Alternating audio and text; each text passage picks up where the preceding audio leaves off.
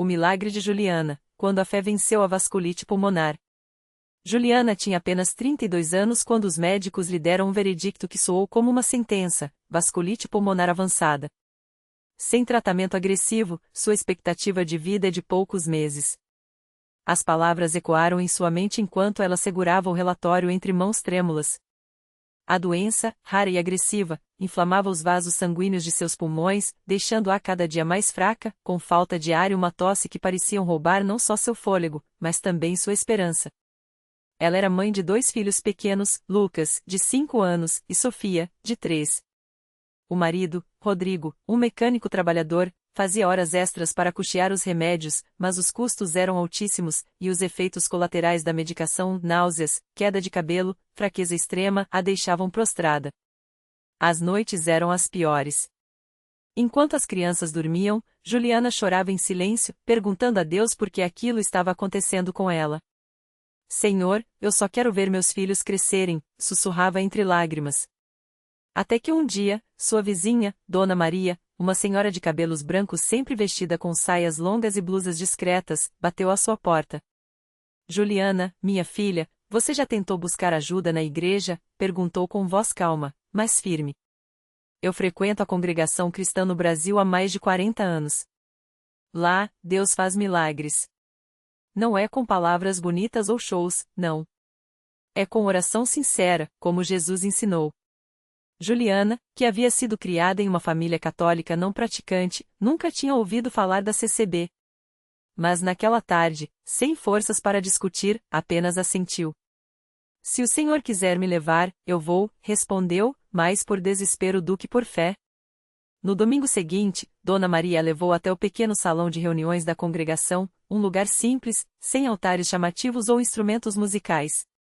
As paredes brancas, os bancos de madeira enfileirados, as irmãs com vestidos modestos e os irmãos de camisa social, tudo respirava uma serenidade que Juliana não encontrava nos hospitais. Ao entrar, sentiu um perfume suave no ar, misturado ao cheiro de café que algumas irmãs serviam após o culto. O ancião, um homem de rosto sereno e barba grisalha, dirigiu a reunião com voz tranquila. Irmãos, vamos abrir nosso coração em oração, disse, e todos se ajoelharam. Juliana, sentada ao lado de Dona Maria, observava tudo com olhos úmidos. Não sabia orar como eles, mas quando ouviu os irmãos clamarem a Senhor, tem misericórdia, com uma fé tão pura, algo dentro dela se mexeu. Os hinos foram cantados à capela, vozes unidas em harmonia simples, mas profunda. Jesus, meu Salvador, a ti me entrego, as palavras penetravam sua alma. Quando chegou a hora dos testemunhos, uma irmã se levantou e contou como Deus a livrara de um câncer após meses de oração. Outro irmão compartilhou como, após ser demitido, encontrou um trabalho melhor do que jamais sonhara. Juliana sentia o coração acelerar. Será que Deus pode fazer isso por mim também? Pensou. Após o culto, Dona Maria a apresentou ao ancião. Esta é Juliana, irmão. Ela está muito doente. Precisamos orar por ela. O ancião olhou para Juliana com olhos cheios de compaixão e colocou a mão em sua cabeça. Filha, Deus conhece seu sofrimento. Ele não desampara os seus. Vamos confiar nele. Naquela noite, pela primeira vez em meses, Juliana dormiu com um fio de esperança. Nos dias seguintes, Juliana começou a frequentar as reuniões com mais assiduidade. As irmãs a abraçavam, os irmãos oravam por ela antes e depois dos cultos, e o ancião sempre tinha uma palavra de encorajamento. A fé não é sentir, é confiar, ele lhe disse certa vez. Mesmo quando não vemos, Deus está agindo. Um domingo, durante a Santa Ceia, enquanto os irmãos partilhavam o pão e o vinho em memória do sacrifício de Cristo, Juliana sentiu uma paz inexplicável. Isto é o corpo de Cristo, partido por nós, disse o ancião. E naquele momento, Juliana entendeu, se Jesus havia dado sua vida por ela, certamente não a abandonaria agora. Mas a prova maior viria algumas semanas depois. Após um exame de rotina, o médico, surpreso, chamou Rodrigo e Juliana em sua sala. Os resultados estão aqui. Não há mais sinais ativos de vasculite. Os vasos estão normalizados. É inexplicável. Rodrigo abraçou a esposa, chorando. Juliana, por sua vez, apenas sorriu e sussurrou: não é inexplicável, doutor. É Deus. No domingo seguinte, Juliana se levantou para dar seu testemunho. Com voz firme, mas emocionada, contou como chegou à igreja quebrantada e como, através da oração dos irmãos e de sua própria fé, Deus a curou. Eu não tinha forças, mas Deus me sustentou. Não tinha fé, mas os irmãos oraram por mim. Hoje, estou aqui para dizer: Deus é fiel. Muitas irmãs choravam, e os irmãos, de pé, exclamavam glória a Deus. Pouco tempo depois, Juliana foi batizada nas águas, mergulhando na mesma fé que a salvara. Quando emergiu, sentiu-se renascida não apenas fisicamente, mas espiritualmente. Agora, minha vida não é mais minha. Pertence a Cristo, disse aos irmãos que a abraçavam, felizes. A lição que ficou. Anos se passaram. Juliana, agora saudável, servia na igreja ajudando outras pessoas doentes, levando-as aos cultos e orando com elas. Seu testemunho se tornou um farol para muitos que chegavam à congregação cristã no Brasil desesperados, assim como ela um dia chegou. Ela aprendeu que os milagres não acontecem por causa de lugares grandiosos ou rituais complicados, mas pela fé simples em um Deus que ouve. Aprendeu que a verdadeira riqueza não está em bens materiais, mas na paz que só Cristo pode dar. E, acima de tudo, entendeu que a igreja não é um prédio, mas um corpo vivo, irmãos e irmãs que se apoiam, choram e se alegram juntos, como uma família. Se Deus fez isso por mim, ela costumava dizer aos que duvidavam, Ele pode fazer por você também. Basta crer. E assim, entre hinos cantados sem instrumentos, orações fervorosas e a simplicidade de um povo que vive apenas para servir a Deus, o milagre de Juliana continua ecoando, não como uma história do passado, mas como uma prova viva de que, na congregação cristã no Brasil, a fé ainda move montanhas. O tempo passou, e o testemunho de Juliana se espalhou como um fogo que não se apaga. Não eram só as palavras dela que tocavam as pessoas, mas a mudança visível em sua vida. Quem antes a via como uma mulher quebrada, agora a enxergava como um farol de esperança. Os vizinhos que antes a evitavam por causa das dívidas e da tristeza, agora batiam à sua porta pedindo oração. Alguns até a acompanhavam às reuniões na Universal, curiosos para ver de perto aquele Deus que tinha transformado uma vida tão destruída em algo tão bonito. Um dia, uma mulher chamada Marisa chegou até ela com os olhos cheios de lágrimas. Juliana, eu não aguento mais, confessou, segurando um envelope amassado cheio de contas atrasadas. Meu marido me deixou, os credores não param de ligar, e eu não tenho nem o que dar de comer para os meus filhos hoje. Juliana reconheceu naquela dor a própria história de alguns anos atrás. Sem hesitar, ela abraçou Marisa e disse: vem comigo. O mesmo Deus que me tirou do fundo do poço vai te levantar também. Naquela noite, as duas entraram juntas na igreja. Não havia nada de especial no lugar, apenas cadeiras simples, um púlpito sem luxo e um povo que cantava com o coração. Mas quando o pastor começou a orar por Marisa, algo diferente aconteceu. Juliana sentiu aquela mesma paz que tinha invadido sua alma anos antes, como se Deus estivesse dizendo: eu estou aqui, e tudo vai mudar. Marisa chorou sem parar, e quando o pastor impôs as mãos sobre ela, ela caiu em prantos, repetindo: Senhor, eu creio. Eu creio. Nos dias seguintes, coisas estranhas começaram a acontecer. Um antigo cliente do marido de Marisa, que devia dinheiro há anos, apareceu do nada e quitou toda a dívida. Uma amiga que ela nem via há tempo ofereceu um emprego temporário, justo o suficiente para pagar as contas mais urgentes. E o mais incrível, uma irmã da igreja, que nem sabia da situação dela, chegou com sacolas de comida, dizendo que Deus tinha colocado no seu coração para ajudar. Marisa não tinha dúvidas, era um milagre. Mas o maior sinal veio uma semana depois. Durante um culto de quarta-feira, enquanto o pastor falava sobre a providência de Deus, Marisa sentiu algo forte no peito, como se uma voz sussurrasse: escreva.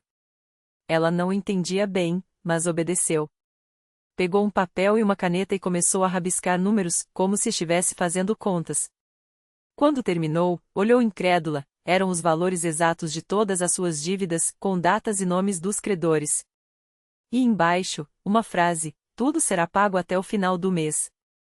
Marisa tremia. Juliana, ao seu lado, sorria. É Deus falando com você, ela disse. Agora é só confiar. E assim foi. Nos dias seguintes, dinheiro começou a chegar de formas que ninguém poderia explicar. Um cheque esquecido no fundo de uma gaveta, um reembolso inesperado de um seguro antigo, até uma herança pequena de um tio distante que ela nem sabia que existia. No último dia do mês, Marisa sentou na mesa da cozinha com todas as contas quitadas na frente dela e chorou. Não eram lágrimas de alívio, mas de gratidão. Ela tinha experimentado o mesmo Deus que havia mudado a vida de Juliana. Agora, toda quarta-feira, as duas se sentam juntas nos bancos da Universal, lado a lado, como mãe e filha na fé. Marisa traz sempre alguém novo, uma amiga desempregada, um vizinho doente, um jovem viciado, e Juliana conta a história delas, não como algo extraordinário, mas como algo normal para quem realmente crê. Deus não faz acepção de pessoas, ela sempre repete. Se Ele fez por nós, que éramos nada, imagine o que pode fazer por você. E assim, o milagre de Juliana se multiplicou. Não porque ela era especial, mas porque ela escolheu acreditar. E na Universal, entre pessoas comuns que oram com fé, a história dela virou mais uma prova de que, quando Deus age, nada é impossível. Nem mesmo transformar o desespero em esperança, a falta em abundância, e o medo em uma certeza, que, no lugar onde a fé é viva, os milagres nunca param. O tempo passou, e o testemunho de Juliana e Marisa começou a ecoar além dos muros da igreja.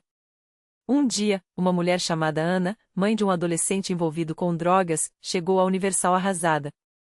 Ela tinha ouvido falar daquelas duas mulheres que, sem nada, receberam tudo de Deus. Ana não tinha mais forças, mas tinha uma última esperança: se Deus tinha mudado a vida delas, talvez pudesse salvar o filho dela também. Juliana a abraçou forte e disse: Deus não olha para o tamanho do problema, mas para o tamanho da nossa fé. Vamos orar juntas. E ali, entre lágrimas e clamores, elas colocaram o nome do jovem nas mãos do Senhor. Não foi uma oração bonita ou cheia de palavras difíceis, foi um grito de mãe, uma súplica de quem não tinha mais para onde correr. Dias depois, Ana voltou à igreja com o rosto iluminado. Seu filho, que há anos não dormia em casa, tinha aparecido na porta, chorando, dizendo que não aguentava mais aquela vida. Ele não sabia explicar como, mas algo dentro dele tinha mudado. Foi como se uma mão me puxasse para fora daquele buraco, ele contava. E assim, mais uma família foi restaurada. Mas os milagres não pararam por aí. Um homem chamado Carlos, desempregado há 2 anos, chegou à Universal depois de ouvir Juliana falar no rádio local. Ele estava endividado, com a autoestima no chão, e só conseguia pensar em desistir. Marisa, que já tinha passado por isso, o levou para frente do altar e disse: Deus não nos abandonou antes, não vai abandonar você agora. Eles oraram, e na semana seguinte, Carlos recebeu uma ligação de uma empresa onde tinha se candidatado meses atrás, o emprego era dele. Cada história que chegava só confirmava o que Juliana já sabia: Deus não escolhe os capacitados, Ele capacita os escolhidos. E os escolhidos, muitas vezes, são aqueles que a sociedade já desistiu, os quebrados, os esquecidos, os que não têm mais ninguém para acreditar neles. Hoje, quando Juliana olha para trás, ela não vê apenas a menina abandonada que entrou naquela igreja anos atrás. Ela vê uma mulher de fé, uma mãe na fé para muitos, e uma prova viva de que Deus escreve as melhores histórias com os pedaços que o mundo joga fora. E o mais lindo é que, na Universal, não falta gente disposta a estender a mão para quem ainda não descobriu que o milagre deles também pode começar hoje. Porque, no final, a maior prova de que Deus é real não está nos grandes sinais no céu, mas nas vidas transformadas bem ali, no banco ao lado. E enquanto houver alguém disposto a crer, os milagres vão continuar. Sempre. Naquela mesma igreja onde Juliana encontrou sua transformação, um jovem chamado Rafael chegava arrastando os pés, com o peso de um vício que já havia roubado seus sonhos, sua saúde e até a confiança da própria família. Ele tinha apenas 22 anos, mas os olhos cansados contavam uma história de anos de luta contra as drogas. Sua mãe, Dona Maria, já havia chorado todas as lágrimas possíveis, rezando sozinha no quarto enquanto o filho sumia por dias, voltando apenas para pedir dinheiro ou sumindo de vez. Foi numa tarde de quarta-feira, depois de mais uma noite em claro, que Rafael entrou na Universal quase por acaso. Não foi por convite na verdade, ele estava fugindo de uns amigos em que o queriam arrastar de volta para a rua. Mas ao cruzar a porta, algo o fez parar. Não eram as palavras do pastor no altar, nem os louvores que ecoavam pelas paredes. Era o olhar de uma mulher sentada nos bancos da frente. Juliana. Ela não o conhecia, mas reconheceu aquele vazio nos olhos dele. Sem dizer nada, apenas se levantou e foi até Rafael, que tentava se esconder no fundo. Com um sorriso que só quem já esteve no fundo do poço sabe dar, ela estendeu a mão e falou baixo: "Vem, filho. Seu lugar não é mais lá fora." Rafael hesitou. Já tinha ouvido promessas antes de médicos, de terapeutas, até de traficantes que juravam ser seus irmãos. Mas naquela mão estendida, havia algo diferente. Não era piedade, era entendimento. Ele sentou, e pela primeira vez em anos, permitiu que alguém orasse por ele sem se sentir julgado. As semanas seguintes não foram fáceis. As crises de abstinência vieram fortes, e Rafael chegou a pensar em desistir. Mas Juliana e os obreiros da igreja não o deixaram.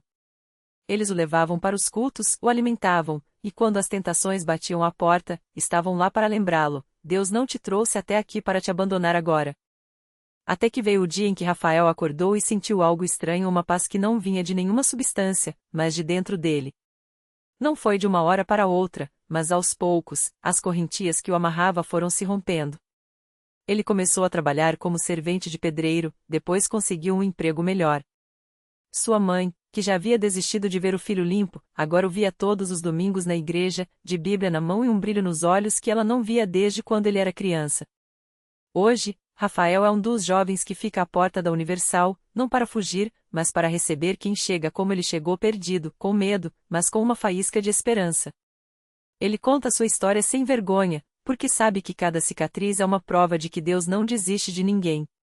E assim, a igreja continua sendo esse lugar onde os impossíveis se tornam possíveis. Onde uma ex-viciada se torna instrumentista no grupo de louvor, onde um ex-presidiário vira líder de célula, onde uma mãe que chorava sozinha agora dança no altar com o filho que voltou para casa. Não são histórias de faz de conta. São vidas que o mundo já havia descartado, mas que Deus, em sua misericórdia, resgatou.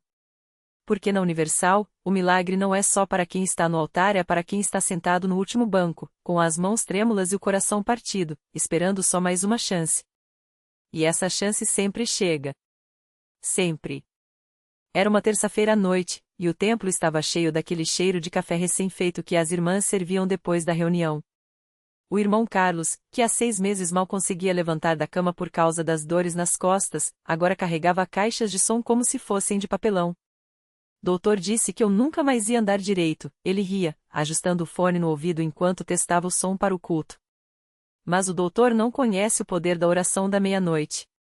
Do outro lado, a irmã Marisa abraçava forte a filha de 16 anos, a mesma que há um ano tinha sumido com um homem bem mais velho, deixando só um bilhete rasgado e um vazio que parecia não ter fundo. Eu não chorei mais desde o dia que ela voltou, confessava Marisa, os olhos brilhando. Não chorei, porque agora eu sei, o que o inimigo roubou, Deus devolve em dobro. E a menina, que antes só usava roupas curtas e maquiagem pesada, agora ajudava nas aulas da escola bíblica das crianças, com uma Bíblia de capa rosa sempre na mão. Mas tinha um homem no fundo do templo que ainda não tinha coragem de levantar a mão. O irmão João, ou melhor, o seu João, como todo mundo chamava ele na rua, onde era conhecido por ser o mais bravo da quebrada. Ele entrou arrastando os pés, com a camisa amassada e um cheiro de cerveja que não saía nem com 3 banhos. Há 2 semanas, ele tinha batido o carro em um poste depois de uma briga feia no bar. Podia ter morrido, mas não morreu. Podia ter ficado aleijado, mas só saiu com uns arranhões. Isso não foi sorte, não, a vizinha dele, irmã Clara, tinha falado no ouvido dele. Isso foi Deus te dando mais uma chance, João. E dessa vez, você não vai desperdiçar.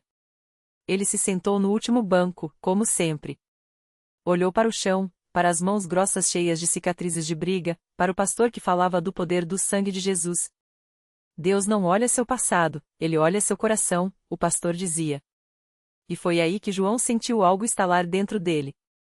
Não foi um choro bonito, daqueles de novela. Foi um soluço feio, daquele que vem do fundo da alma e faz o corpo todo tremer. Ele caiu de joelhos ali mesmo, no meio do coro, sem se importar com quem estava olhando. Quando ele se levantou, não era mais o mesmo. Não porque as tatuagens tinham sumido ou porque a voz tinha ficado mais fina. Era algo no olhar. Algo que fazia as pessoas pararem para ouvir quando ele começava a dar o testemunho: eu era um homem morto em vida.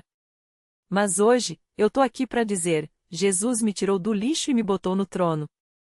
E se ele fez por mim, ele faz por você também. Agora, toda quinta-feira, é o irmão João quem lidera a reunião dos homens na garagem da igreja. Ele chegava cedo, arrumava as cadeiras, fazia café forte como gostava e esperava os irmãos chegarem, muitos deles, como ele foi um dia, com a vergonha estampada no rosto e a esperança quase apagada.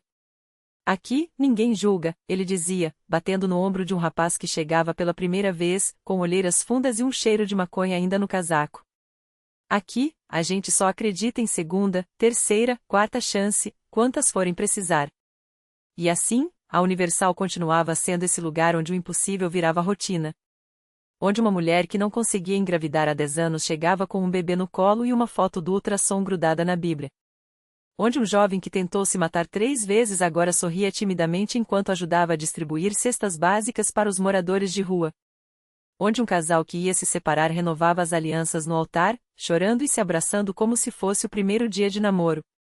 Porque o milagre, meu irmão, não é só aquele coisa de luz brilhante e voz do céu.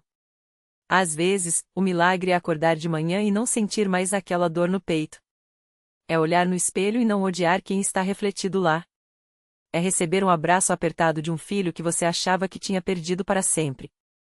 É sentar no banco da igreja, depois de anos fugindo de Deus, e ouvir uma voz suave no coração dizendo: bem-vindo à casa. E assim, a cada culto, a cada oração, a cada testemunho, a igreja se enche não só de pessoas, mas de histórias. Histórias que o mundo chamaria de coincidência, mas que ali, entre aquelas 4 paredes, todo mundo sabia, era a mão de Deus escrevendo direitinho por linhas tortas. Porque na Universal, ninguém é caso perdido. Todo mundo tem um lugar. Todo mundo tem um milagre com o nome escrito nele.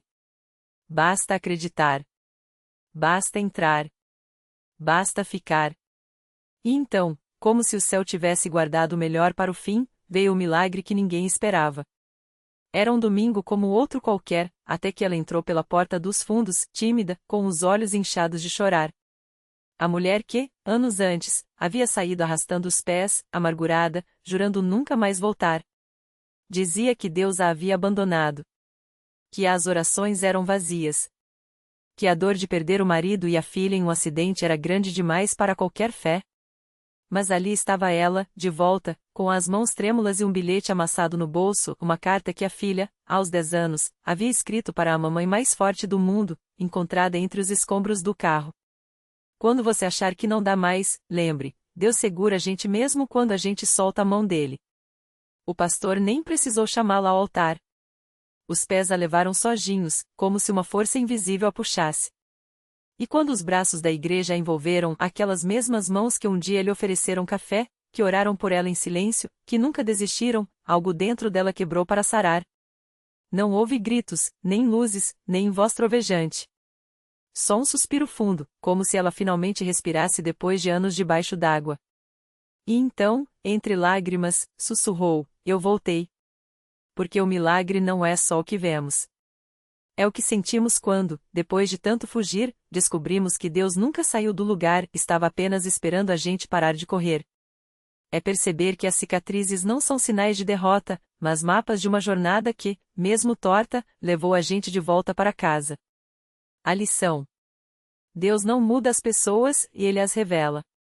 Revela a força que já existia nelas, o amor que ainda cabia, a fé que, mesmo pequena como um grão de mostarda, era suficiente para mover montanhas ou, pelo menos, para fazer uma mãe voltar a sorrir. Porque na Universal, ou em qualquer lugar onde a fé é sincera, o milagre não é prêmio para os perfeitos, mas abraço para os quebrados. E assim, entre hinos e histórias, a igreja segue cheia.